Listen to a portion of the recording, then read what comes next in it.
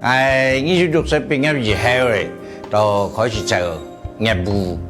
就中南北安尼都奔波啦。28岁咧，开始家己创立那个公司，开始咧定居到台南。因为啥？我对台南台工业专科学校是吴三连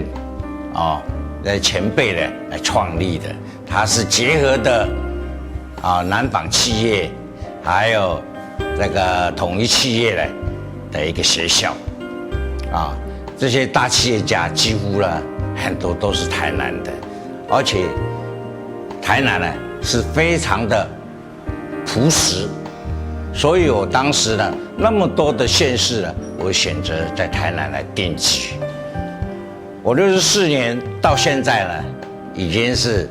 将近了40几个年头了。28岁创业以后非常的辛苦，身边呢没半点钱，所以呢，这勤勤俭俭啦，是成立一个公司甚至为了解决问题咧，甚至咧是36点钟无水木，安尼都达标。所以咧，本着回馈社会的一个心情在狮子会或在各个团体的，是到这个里南客家同乡会啦，我都是在牺牲奉献。所以咧，我感觉人生无乜解，主要的吧，快乐乐观同家庭咧顾比好些来比人人慢慢来来下一代咧子弟咧嚟教育比好些。像成大就有好像70几位的那个教授所以这个他们的对子女的教育真的是我很钦佩啦。今年呢担任客家文化协会理事长客家文化协会呢主要成立的目的呢，其实呢都是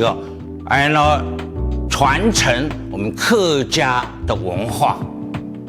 听一点呢，就是同个来照顾台南市的客家乡亲。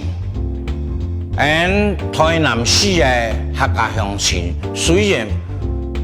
非常的分散，不过咧，身为这个台南市客家人咧，我希望就是讲，今年咧，拄好黄市长非常的尽力，非常的有体会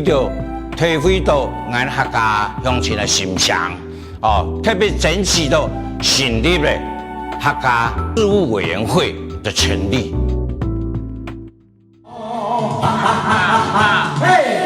成功爱跳舞，中国跳舞真快乐。客家人好乐意，为生命中年出力。数天数，心连心，大家共同一条心。